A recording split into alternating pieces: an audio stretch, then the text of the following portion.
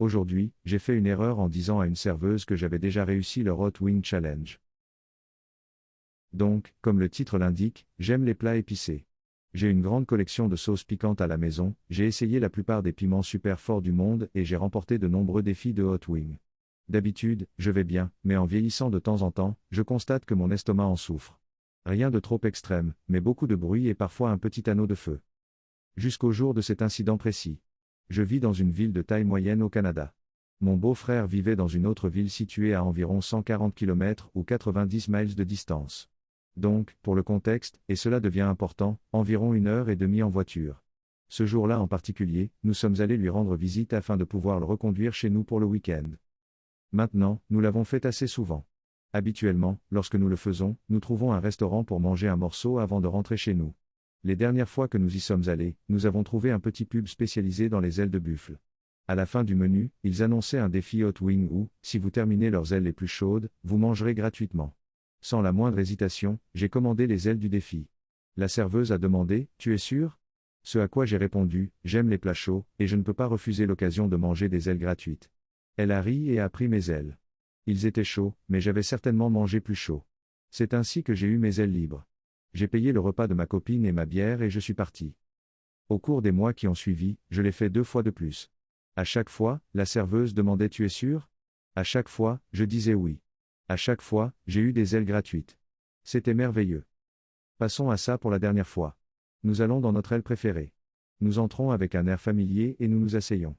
La serveuse, dont je découvre plus tard qu'elle est la propriétaire, vient prendre notre commande.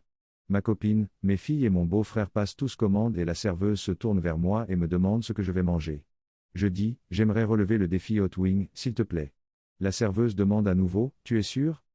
C'est là que j'ai fait une bêche. Je lui ai bêtement dit, oh oui. Je l'ai fait beaucoup de fois. Cher lecteur, lorsque vous dites au propriétaire d'un établissement que vous avez déjà pris un repas gratuit chez lui et que vous n'êtes là que pour lui faire passer un autre ordre d'aile, il ne le prend pas bien. Notre serveuse auparavant sympathique se tourne vers moi et me dit froidement, « Oh, et vous ? Alors ça devrait être facile pour toi. » Ça ne l'était pas. Mais elles se sont levées, les yeux de tout le monde se sont écarquillés, et ils se sont penchés loin de mon repas. Instantanément, tout le monde a les yeux larmoyants et la serveuse propriétaire sourit d'un grand sourire plein de dents. Elle dit, « Profitez-en. » Et s'en est allée.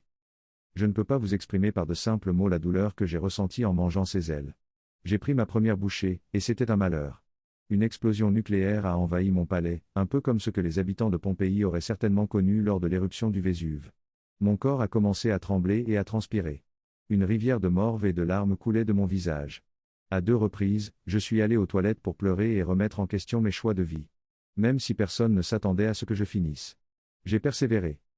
Quand tout s'est finalement terminé, tout le monde est resté silencieux. Nous avons payé sans un mot et nous sommes partis. Dans la voiture, ma copine s'est tournée vers moi et m'a demandé timidement, « Ça va ?» Quand j'ai hoché la tête par l'affirmative, elle m'a demandé, « Tu es sûr ?» Je l'ai juste regardé, sans expression. Nous avons commencé notre route pour rentrer chez nous. Encore une fois, je tiens à répéter qu'en général, je ne ressens pas beaucoup de séquelles liées aux aliments épicés. Mais c'était différent. Je sentais encore la brûlure dans mon œsophage, jusque dans mon ventre. Et mon estomac se détériorait. J'étais gonflé et mal à l'aise. Environ une demi-heure après le début de 7 heures et demie de route, je deviens de plus en plus inconfortable au point que je me déplace mal à l'aise sur le siège du conducteur. Ma copine me demande à nouveau si je vais bien. Je lui dis, quelque chose ne va pas. Elle a suggéré d'arrêter pour aller aux toilettes, ce que j'ai refusé. Je n'étais pas sûr de ce qui allait se passer, et j'ai pensé qu'il valait mieux être à la maison quand c'était le cas plutôt que dans les toilettes sales d'une station-service.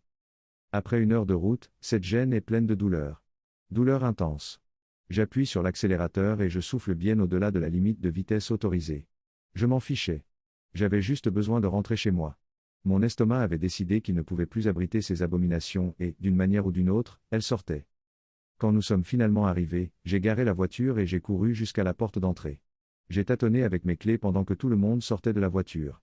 La porte s'est finalement ouverte et j'ai gravi les escaliers 4 à la fois tout en retirant mon pantalon. C'était une course vers les toilettes, et j'étais en train de perdre. C'est arrivé juste au moment où je suis allé aux toilettes. J'ai presque fermé la porte avant qu'un violent jet d'eau ne sorte de mon cul, peignant le dos de la porte et le sol. Pour minimiser la zone d'éclaboussure, j'ai pris une décision exécutive. La baignoire au lieu des toilettes. Je me suis lancé dans la baignoire et j'ai commencé à faire de mon mieux pour me déshabiller. Pendant ce temps, je chie violemment et je vomis sur moi-même.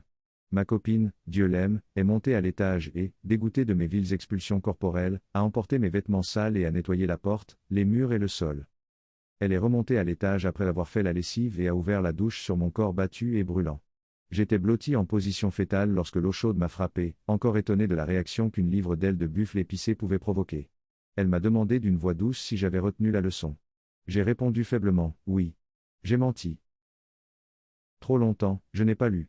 Je pensais pouvoir me débrouiller avec des ailes chaudes, mais le chef a créé quelque chose de incroyablement plus chaud que prévu et a fini par détruire ma salle de bain.